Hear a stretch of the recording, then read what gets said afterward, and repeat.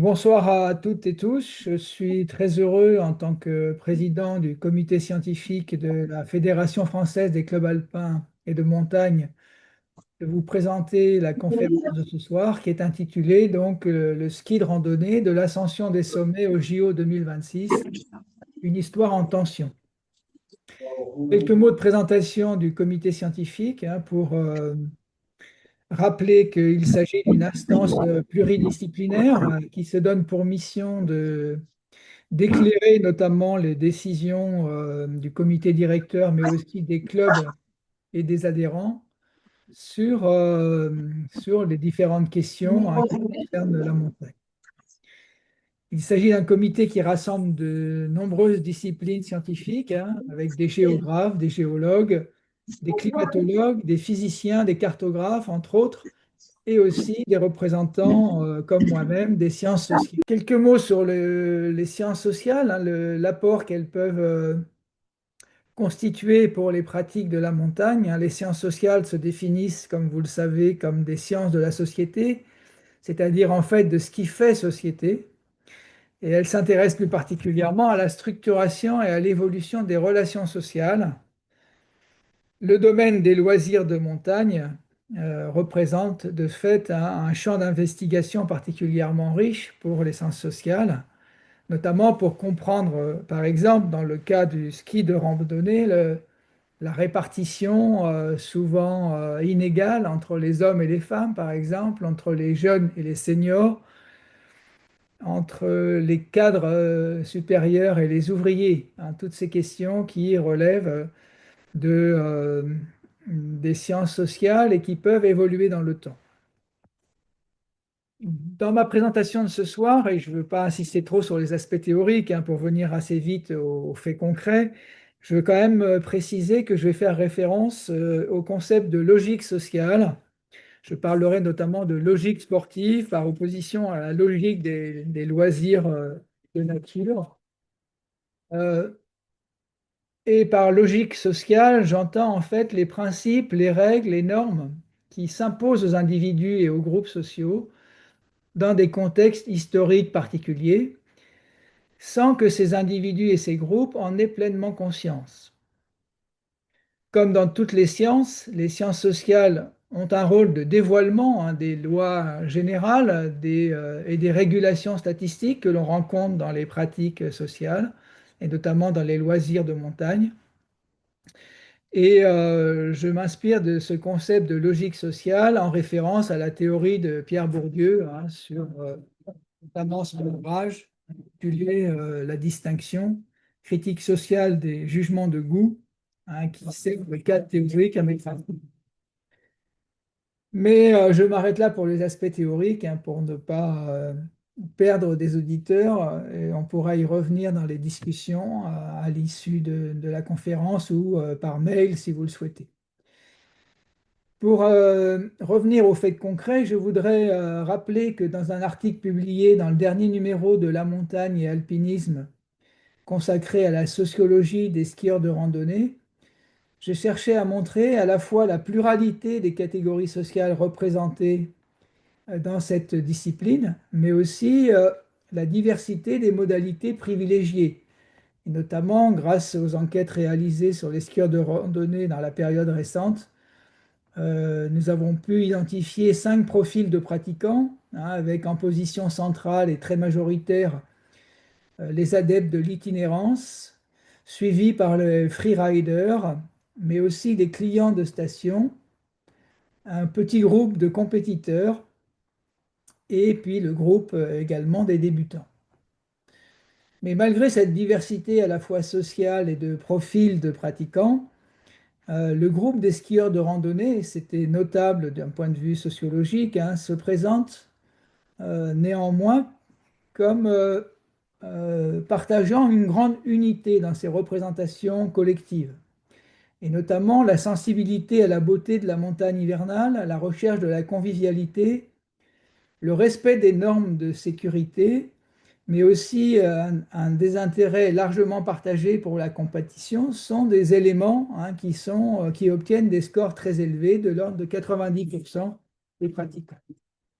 Donc ce soir, je voudrais prolonger cet article auquel vous pouvez vous référer et que vous avez peut-être déjà lu, pour me placer cette fois dans une perspective historique, en cherchant à mieux comprendre et à expliciter les tensions et les résistances suscitées par l'introduction des compétitions dans la pratique du ski de randonnée. Et donc, essayer de situer ces tensions et ces débats dans une perspective historique, c'est-à-dire à différents moments de son histoire. Si la promotion d'une certaine émulation sous la forme de rassemblement a été plutôt bien acceptée par l'ensemble des pratiquants, la soumission de la discipline à la logique strictement compétitive a soulevé de vives controverses et de nombreux débats, notamment à l'occasion de l'introduction du ski alpinisme au JO et aux épreuves de 2026, 2000 en Portugal. Les questions que je voudrais soulever à l'occasion de cette conférence sont les suivantes, hein. Comment le ski de randonnée s'est-il développé en France depuis la fin du 19e siècle? Quels sont les moments d'évolution vers une sportivisation de cette discipline? Quelles sont les logiques à l'œuvre qui engendrent ces dissensions au sein de la communauté des pratiquants? Et puis, dans la conclusion, peut-être revenir sur le rôle de la FFCAM, qui est donc désormais, vous le savez, délégataire pour les compétitions de cascade de glace, pardon, avec en perspective l'introduction de cette discipline au JO de 2030 dans les Alpes. Et donc, évoquer avec vous quels enseignements la fédération pourrait tirer de l'expérience de l'intégration olympique du ski alpinisme dans sa propre démarche d'intégration olympique telle qu'elle se dessine actuellement. Le détour de l'histoire permet en effet une prise de recul, hein, par rapport aux contraintes du quotidien. Et comme l'écrit l'historien,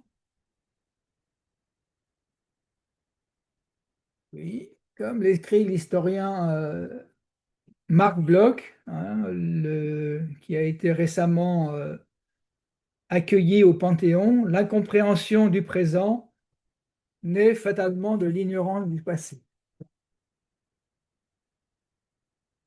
Et de fait, dans l'histoire du ski de randonnée en France, le club alpin français joue un rôle essentiel jusqu'à la période récente. Donc voilà les différents points que je vais aborder lors de la conférence. Et donc en introduction, je voulais rappeler cette formule de Marc Bloch, hein, qui montre que l'histoire, hein, permet un recul par rapport aux urgences du quotidien et que donc elle peut favoriser une forme de,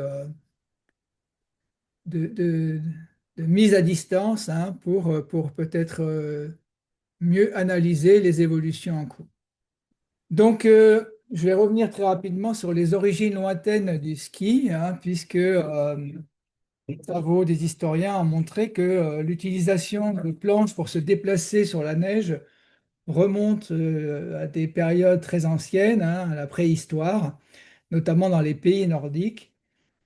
Et ces, ces utilisations de ces planches, hein, qui vont être appelées par les Norvégiens le ski, tard, avaient une vocation d'abord utilitaire, hein, chasse pour se déplacer pendant l'hiver, mais aussi une application militaire, hein, puisque dans ces pays nordiques, les armées vont avoir recours à cet outil, hein, pour se déplacer dans la période hivernale.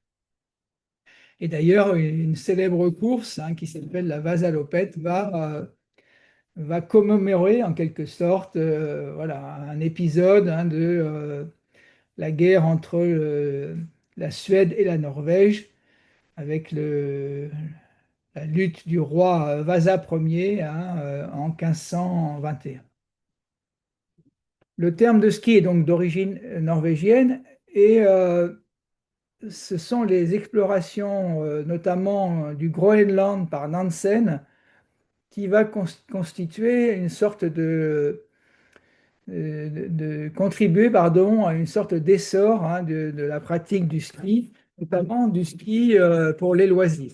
Et on va voir dans ces pays nordiques s'organiser les premiers concours, notamment de saut et de courses de longue distance, hein, qu'on va appeler les disciplines nordiques. À cette époque, les fixations sont très rudimentaires, hein. Il s'agit souvent d'une courroie de cuir hein, passée sous les skis. Et ces skis se prêtent difficilement à une utilisation sur un relief accidenté, notamment en montagne. Cela explique sans doute leur relative introduction tardive hein, dans les Alpes, qui ne va se produire que dans la seconde moitié du XIXe siècle. Cela va être en fait à l'initiative d'un membre du club alpin, Henri Duhamel, hein, qui donc découvre une paire de skis au pavillon de la Norvège lors de l'exposition universelle à Paris 1878. C'est un alpiniste réputé et il cherche finalement à travers les skis un moyen d'accéder à sa passion, hein, l'ascension des sommets, y compris en hiver. Et donc c'est bien le ski de montagne qui est à l'origine de l'implantation du ski en France. Il va d'ailleurs être à l'initiative de la création du premier ski club en France hein, en 1895 à Grenoble.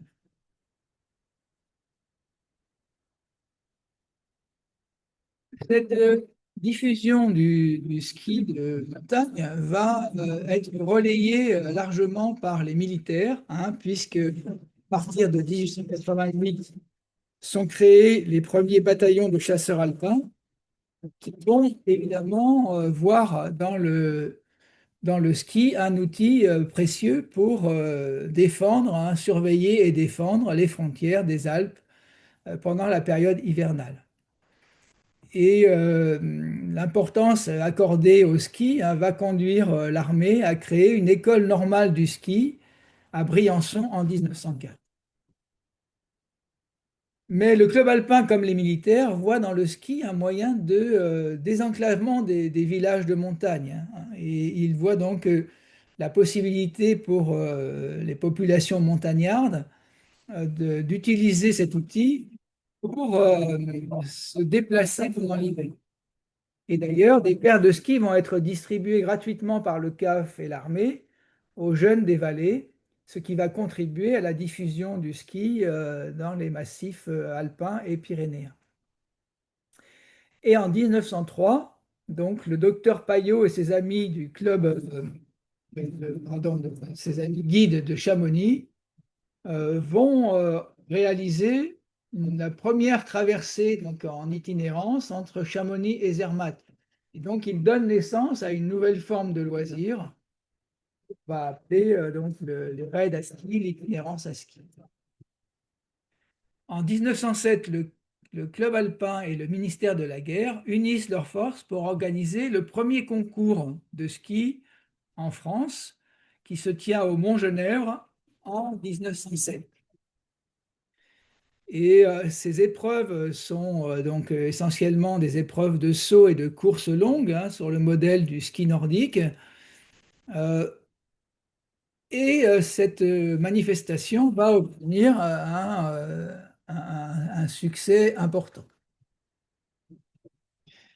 Au point que des concours vont être organisés dans les années suivantes, dès 1908 à Chamonix et dans les Pyrénées. D'ailleurs, à l'occasion du concours qui se tient en 1908 à Chamonix, on constate qu'une épreuve de ski de montagne est introduite à l'occasion de ce concours. Elle est réservée aux militaires et elle consiste à rejoindre le col de Balme depuis Argentières, donc en aller-retour, à la montée et à la descente, avec un dénivelé de 1200 mètres environ. Donc on voit que le ski de montagne hein, est très présent, même si les concours prennent la forme plutôt des épreuves nordiques de saut et de ski de course de longue.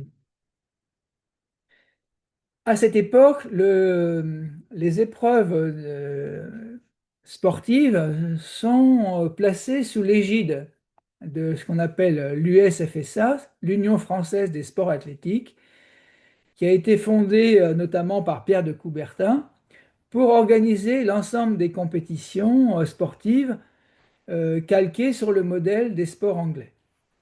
Et donc le CAF se voit désigné, compte tenu de son expérience dans ce domaine des concours, pour organiser les compétitions de ski sur l'ensemble du territoire national.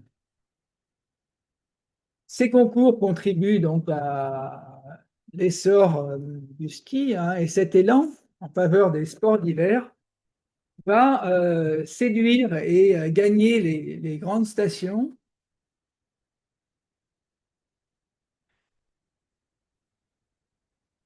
de montagne, hein, qui voient dans ces sports d'hiver l'occasion de lancer une seconde saison touristique, hein, pour prolonger la saison estivale. Évidemment, la Grande Guerre de 14-18 va contribuer à ralentir, hein, la diffusion et l'élan en faveur du ski, hein, et des sports d'hiver, mais cette dynamique reprend de plus belle dès la victoire des Alliés à la fin de la Première Guerre. Le ski de montagne va connaître un certain essor dans l'entre-deux-guerres, même s'il reste réservé à évidemment plutôt une élite sociale et à un nombre de pratiquants relativement réduit. euh, on voit une certaine diffusion en même temps qu'une diversification de la pratique du ski, et notamment le développement dans les stations de sport d'hiver et à remontée mécanique, hein, et l'utilisation du ski également pour la descente, avec donc l'organisation des premiers JO d'hiver donc à Chamonix en 1924, avec un ensemble très large de disciplines, dont une épreuve aussi, hein, de ski de montagne réservée plutôt aux deux. Cette organisation des premiers Jeux olympiques d'hiver à Chamonix en 1924 marque également la création de la Fédération internationale de ski, hein, qui va organiser donc les compétitions dans l'ensemble des nations, des massifs de montagne. Simultanément, on voit se développer une nouvelle modalité du ski, hein, qui va être tournée essentiellement vers la pratique du ski de descente, hein, notamment à l'initiative de Arnold Lund, un Anglais qui va se donner pour devise un downhill, pardon, only, hein, pour finalement développer principalement le ski de descente qu'on appellera bientôt le ski alpin, avec des premiers championnats de descente à Davos en 1921, et puis la reconnaissance de cette discipline par le Comité international olympique, avec son introduction lors des JO de 1936.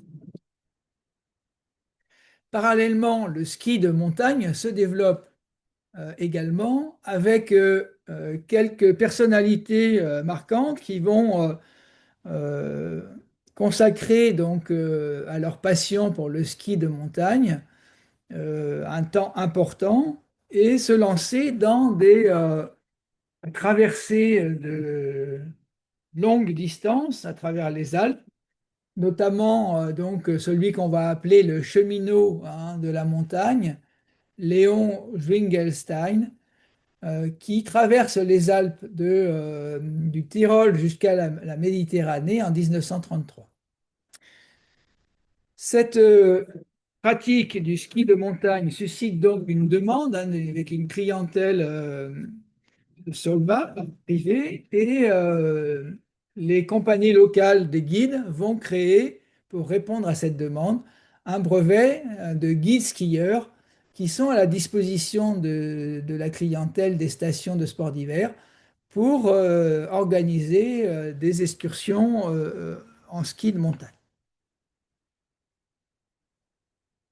Et puis on voit s'organiser les premiers trophées, les premiers concours de ski de montagne. D'abord en Italie avec le trophée Mazzalama, hein, une course en haute montagne dans le Val d'Aoste. Et puis quelques années plus tard, la création en Suisse de la première formule des patrouilles militaires, hein, ce qu'on appelle la patrouille des glaciers, sur un parcours qui va de Verbier à Zermatt.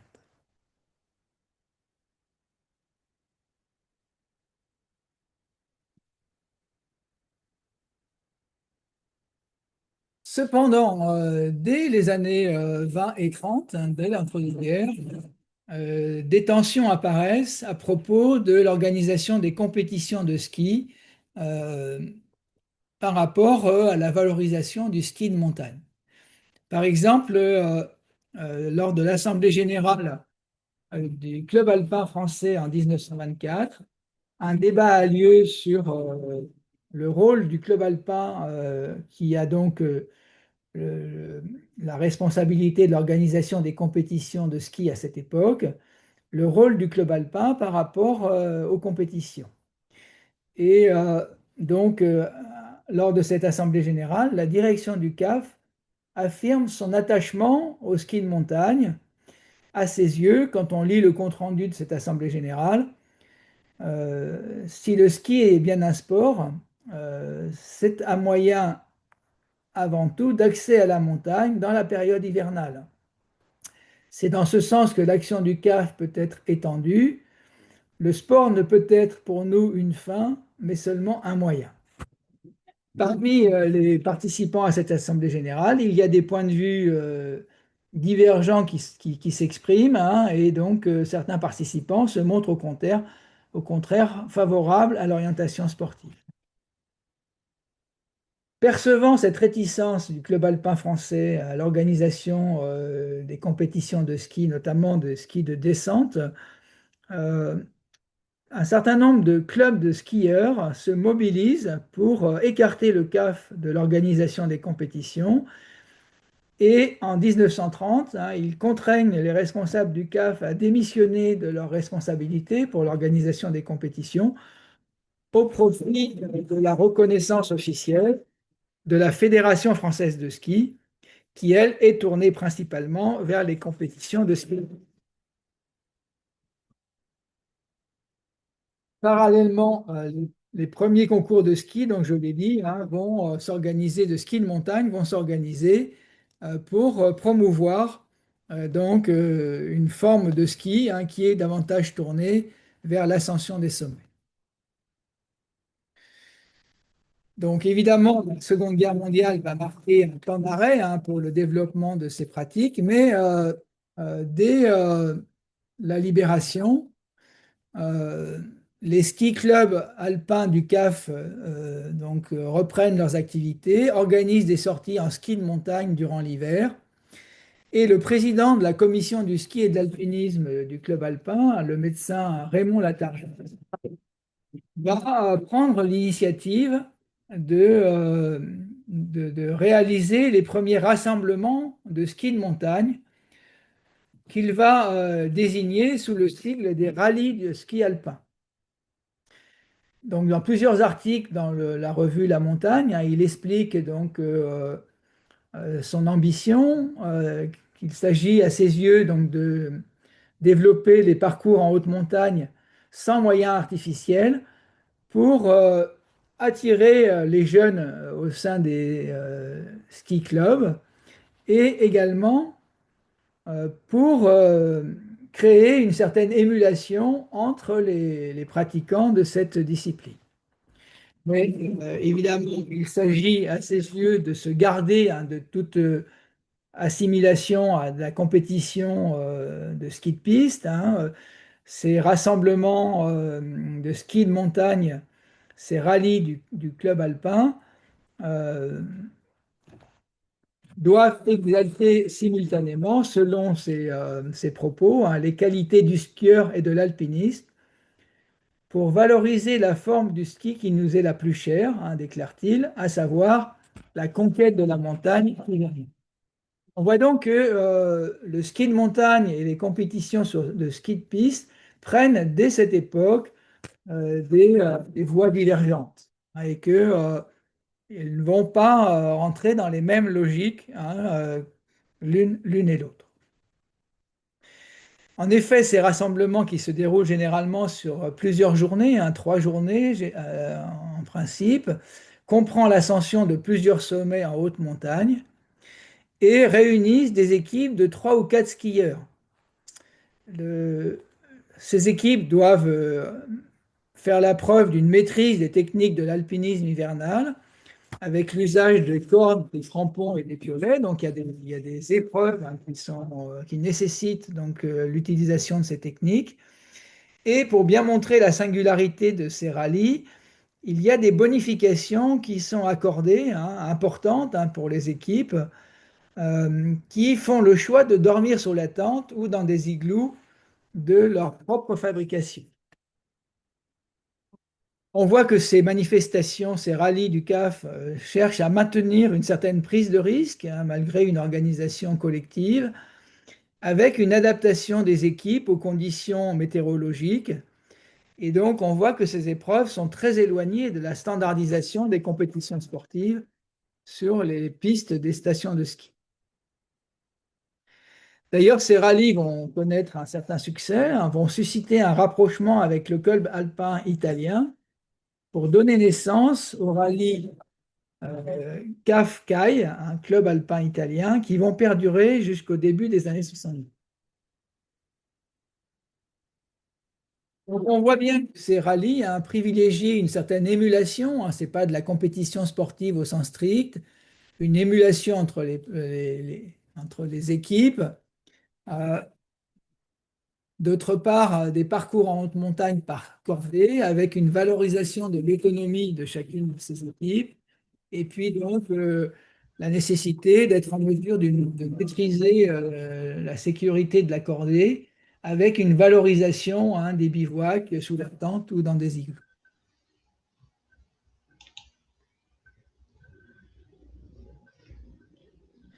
Si les participants ne sont pas indifférents à leur classement à l'issue de ces épreuves, hein, ils le reconnaissent eux-mêmes, hein, les quelques témoignages que j'ai pu recueillir, c'est davantage l'émulation et la convivialité, hein, qui sont au fondement de ces manifestations. Ouais, ouais, ouais. Avec les années 70, on assiste donc à l'arrivée des vagues démographiques du baby-boom, hein, à l'âge de la pratique des activités de montagne, ce qui suscite une augmentation très notable du nombre des pratiquants de ces activités, et notamment de ski de montagne, qui convergent en fait avec les sensibilités de l'époque, hein, des années 70, post-68, des sensibilités écologistes et puis les séductions d'un retour à la nature.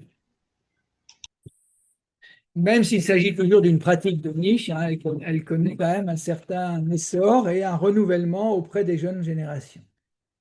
D'autant que des améliorations techniques se produisent, hein, avec l'invention donc des fixations mobiles et puis les appareils de recherche d'avalanche qui vont donc renforcer, hein, cet élan en faveur du ski de montagne, qui se traduit notamment, hein, par le succès des ouvrages qui sont consacrés aux itinéraires de ski de montagne, hein, comme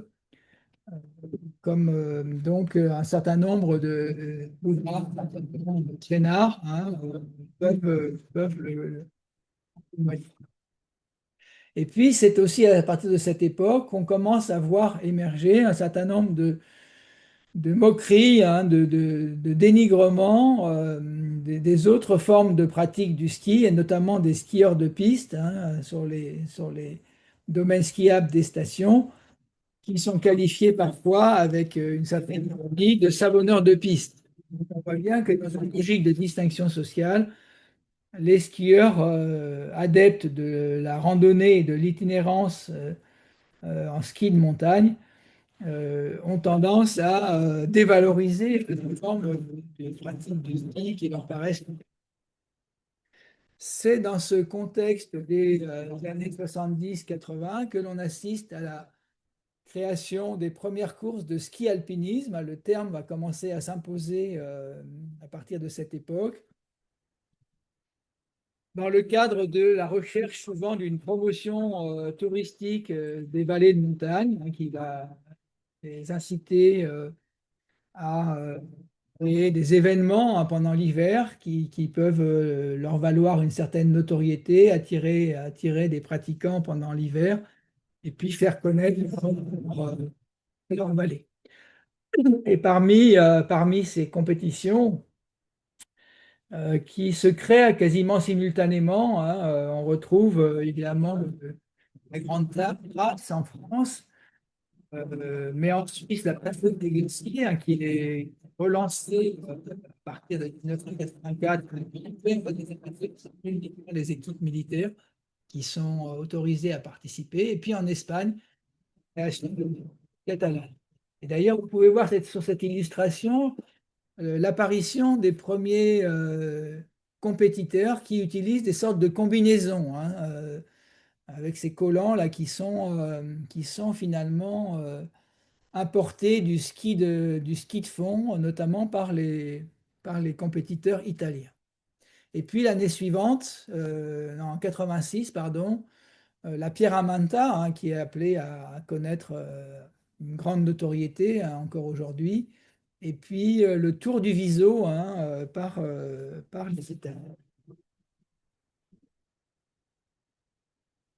À l'initiative du CAF, un championnat de France est organisé en 1990, suivi bientôt par une Coupe d'Europe 2 ans plus tard. Et face à la grande diversité des épreuves et du matériel utilisé, notamment par les différentes nations, hein, depuis les skis de fond en Italie jusqu'au matériel d'alpinisme hivernal en Espagne, euh, cette organisation donc d'une Coupe d'Europe va impliquer une certaine harmonisation, hein, pour définir les conditions de pratique à ces compétitions, conformément finalement à l'imposition progressive d'une logique sportive dans cette discipline.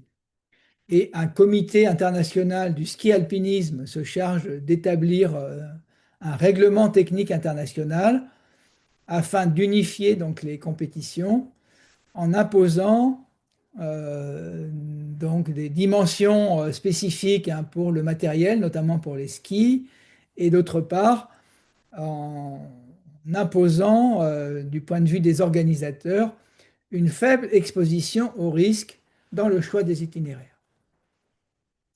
Et donc c'est dans ce contexte, hein, que donc la FFME va obtenir de la part du ministère de la Jeunesse et des Sports la délégation pour le ski alpinisme, hein, c'est-à-dire la possibilité, hein, d'organiser les compétitions dans cette discipline sur le territoire national.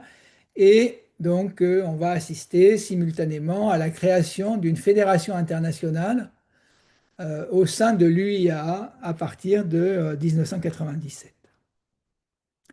Et donc, c'est à partir de cette époque que commence à se dessiner, hein, la quête de la reconnaissance olympique pour cette discipline. Et donc, un premier championnat du monde se déroule à Serre-Chevalier en 2002 et une Coupe du monde 2 ans plus tard autour de cette pratique du ski alpinisme. Euh, la dimension des équipes, hein, de 2 compétiteurs minimum euh, reste de mise dans cette période, avec notamment donc la dimension de l'accordé, hein, la, la capacité à maîtriser les risques en haute montagne en cordée par équipe de 2 au moins reste de mise dans ces compétitions. Titulaire de la délégation ministérielle, la Fédération française de la montagne et de l'escalade élabore une stratégie d'intégration olympique à partir de cette époque, en s'appuyant notamment sur son expérience des compétitions d'escalade. Dans cette période, il se trouve que le CIO a conscience du vieillissement de son auditoire et qu'il cherche à capter un public plus jeune. Et donc, il se montre assez réceptif à l'intégration de nouvelles disciplines en cherchant à rendre également les épreuves plus spectaculaires. Donc, pour répondre aux attentes du CIO, la Fédération internationale du ski alpinisme imagine de nouvelles épreuves qu'elle va introduire progressivement dans le circuit de la Coupe du Monde. Pour satisfaire au format télévisuel du CIO, une course individuelle de 1h30 voit le jour, euh, en rompant ainsi avec la tradition des épreuves par équipe qui était héritée des règles de sécurité du ski de montagne. De la même manière, une course de dénivelé, la Vertical Race de 800 à 1000 mètres, fait également son apparition avec un relais, une autre épreuve, donc un relais équipe de deux sur un parcours très bref d'une dizaine de minutes. Et enfin, l'invention du sprint individuel, alternant une montée en peau de phoque, puis une ascension d'une sorte d'escalier avant un nouveau dénivelé en peau de phoque qui se termine par une descente en slalom pour une durée totale de 3 minutes environ. Ces nouvelles épreuves présentent l'avantage de se dérouler sur les pistes des stations de ski et deviennent compatibles avec la présence de tribunes pour les spectateurs. Elles peuvent, de plus, autre avantage pour le CIO, se dérouler en permanence sous l'œil des caméras. Ces évolutions vont susciter des contestations de la part d'une partie des pratiquants et y compris des compétiteurs eux-mêmes. En effet, les compétiteurs de courses classiques d'alpinisme estiment que cette concession faite aux exigences de l'intégration olympique représente un prix à payer qui paraît exorbitant. Et à leurs yeux, en tout cas aux yeux d'une partie d'entre eux, la notion même de ski-alpinisme et le sens de l'activité sont remises en question. Les nouvelles épreuves suppriment en effet le principe même de la cordée et excluent les parcours sur terrain glaciaire en exonérant les compétiteurs de se doter de matériel de sécurité qui sont obligatoires hein, dans les courses classiques. D'autant plus que les calendriers des épreuves se chevauchent et que les compétiteurs se retrouvent en position d'arbitre entre participation aux grandes classiques et étapes de la Coupe du Monde.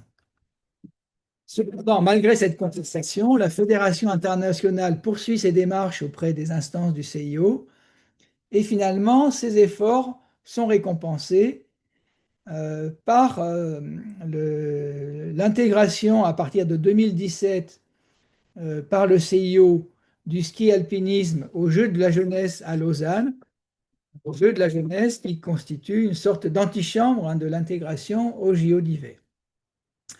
Lors de ces Jeux de la jeunesse de Lausanne,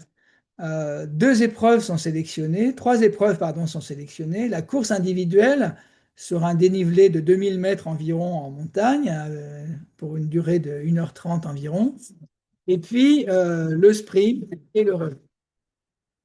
La démonstration de Lausanne ayant été appréciée favorablement par le CIO, l'annonce est faite en 2021 de la participation du ski d'alpinisme au JO de Cortina en 2026. Cependant, pour les JO de Milan-Cortina, l'épreuve individuelle qui était présente à Lausanne est écartée pour ne conserver que deux épreuves, le sprint individuel et le relais par équipe, c'est-à-dire les deux épreuves les plus courtes hein, en termes de durée des épreuves. Face aux exigences de la logique sportive et des contraintes du format télévisuel, du CIO, la Fédération internationale du ski alpinisme a dû s'incliner. Ce renoncement divise à nouveau le monde des pratiquants, en particulier des compétiteurs. Si certains se laissent séduire par l'attrait des médailles olympiques, d'autres, comme William Brown Marion, double champion du monde et vainqueur de la Pyramenta en 2025, refusent de participer aux épreuves de sélection. Et donc il déclare à cette occasion: je n'ai pas envie de voir mon sport finir dans un format aseptisé, cadenassé par des règles qui ignorent les nôtres, où l'essence même du mot ski alpinisme n'a plus de sens. Vous avez pu assister lors des JO de Milan-Cortina en février dernier au déroulement de ces épreuves dans le cadre des compétitions. En conclusion de cette conférence, on peut considérer que si la sportivisation du ski de montagne a suscité de longue date des controverses et des clivages au sein du monde des loisirs de montagne, elles se sont sensiblement exacerbées dans la période récente. Donc la quête de l'intégration olympique et les formats des épreuves retenues ont largement contribué à ces clivages et à ces controverses. Si, à une époque, les responsables du CAP ont pensé préférable de participer à la sportivisation du ski alpinisme, notamment dans les années 90, ils l'ont fait en pensant qu'il pourrait peser sur les orientations ultérieures de cette discipline. Mais en fait, on observe que la logique sportive s'est bientôt imposée à eux et qu'ils ont même été marginalisés dans la suite de l'orientation. Cette logique sportive donc, qui s'est imposée à cette discipline est fondée sur les critères de la stricte égalité des concurrents. Elle impose notamment une standardisation des espaces et des règles d'organisation visant à une neutralisation des éléments naturels. Au point, par exemple, lors des Jeux de Cortina, euh, de supprimer la neige naturelle qui était tombée pendant les épreuves pour garantir à tous les compétiteurs de la neige artificielle qui les mette à égalité. Mais aussi, cette logique sportive impose la suppression des risques, la prévalence des formats de la retransmission télévisuelle et la recherche de l'automatisation. Les logiques sociales à l'œuvre dans les loisirs de montagne privilégient au contraire d'autres formes de valorisation.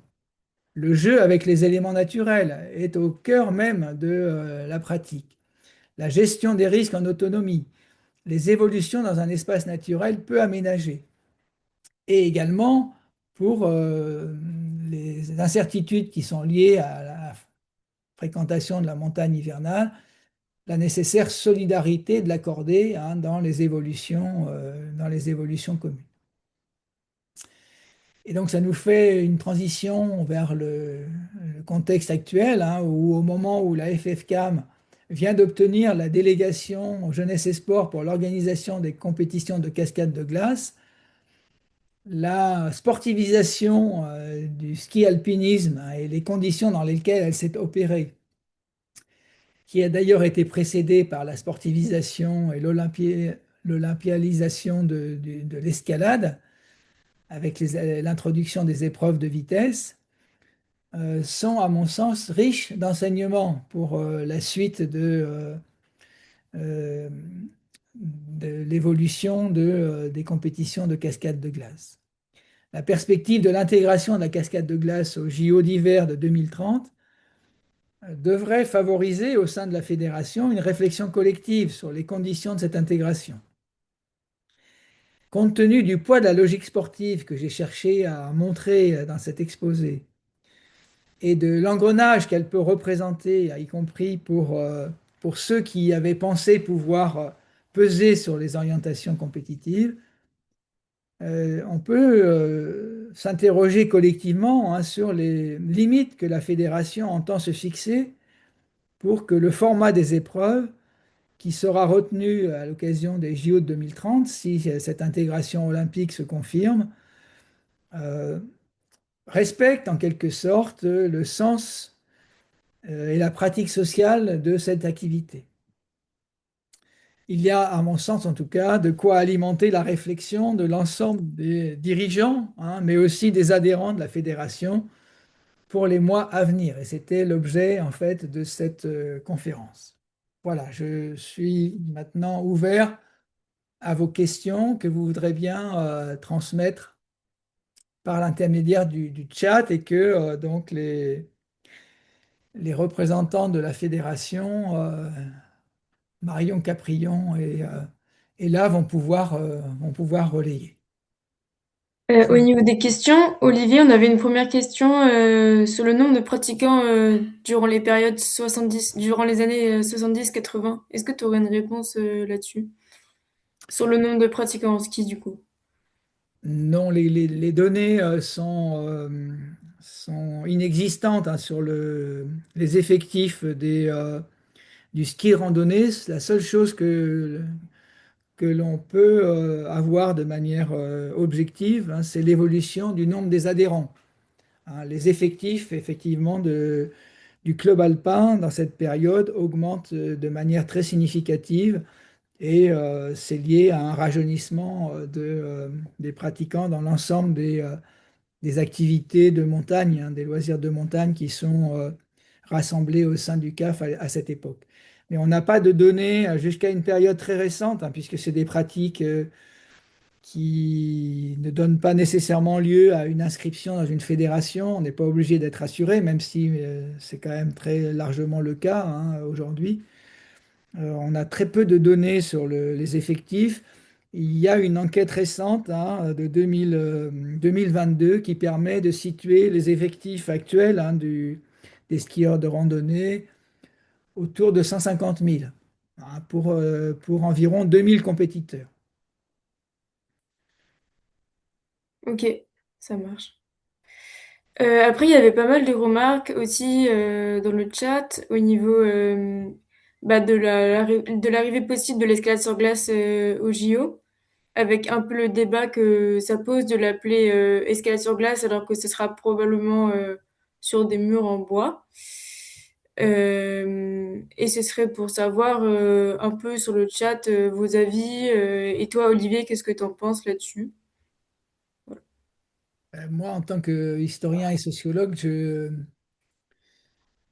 j'ai pas d'avis à donner directement. J'ai un avis personnel, mais pas, voilà, pas en tant que scientifique. Et donc, moi, je suis plutôt favorable à ce que ces questions soient l'objet de débats au sein de la fédération, hein, de la FFCAM, pour que chacun mesure hein, les enjeux que représente le choix de la dénomination de l'activité.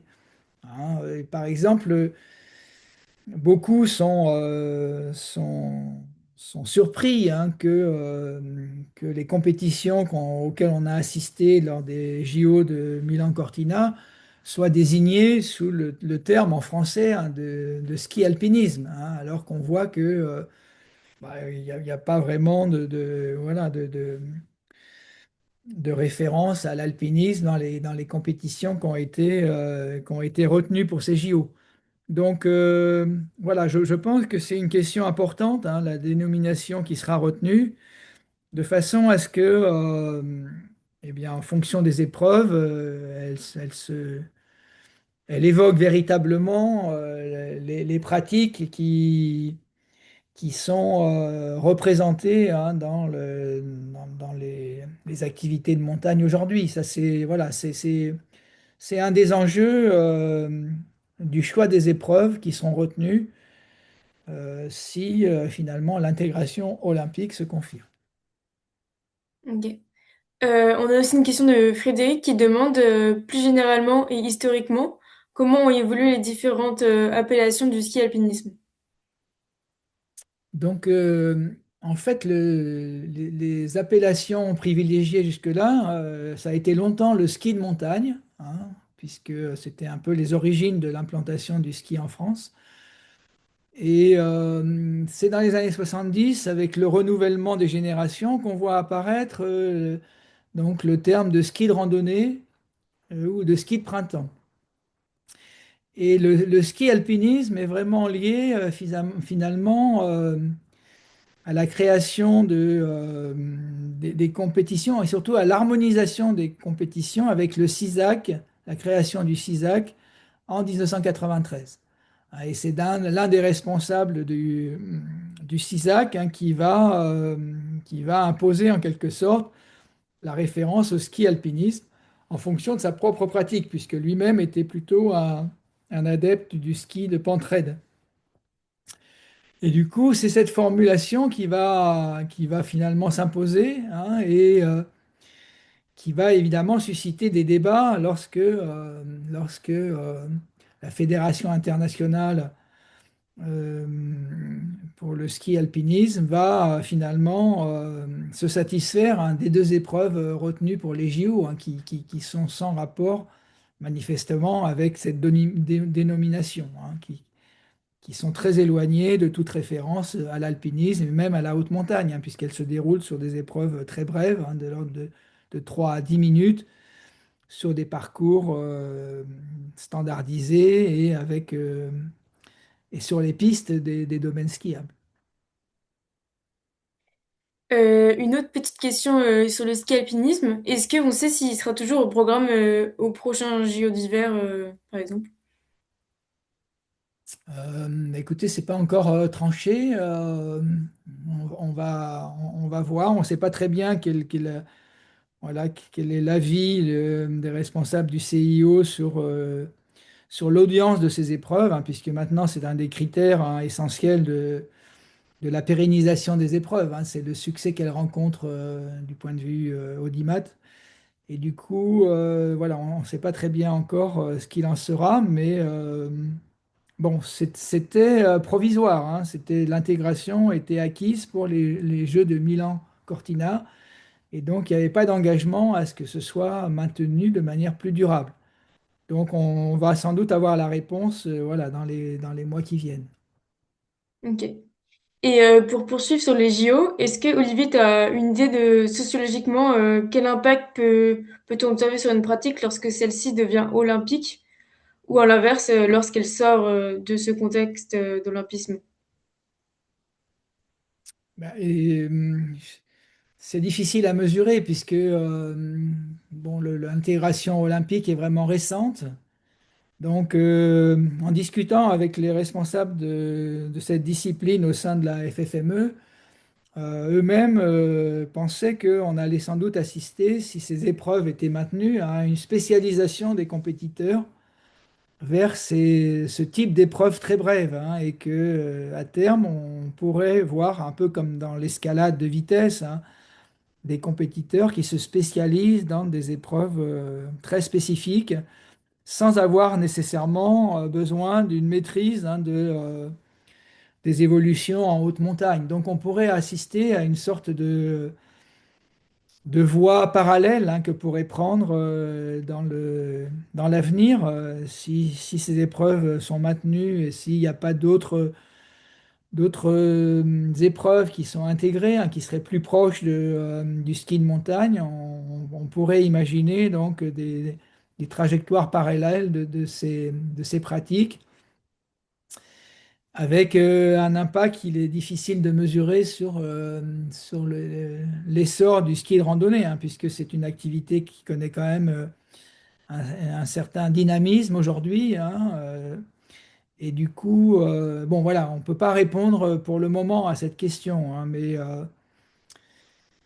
mais ça semble prendre, voilà, si ça se confirmait, ça pourrait prendre des trajectoires parallèles avec une certaine autonomisation, hein, du ski olympique.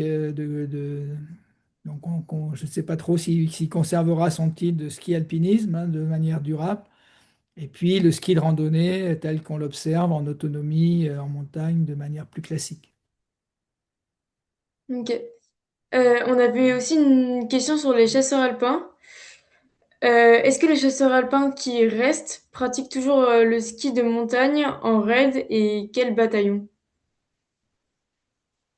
Alors là, il faudrait que je regarde mes notes là plus précisément, mais en fait, c'était voilà, les bataillons essentiellement euh, localisé à Briançon, hein, qui a été un peu un creuset de développement du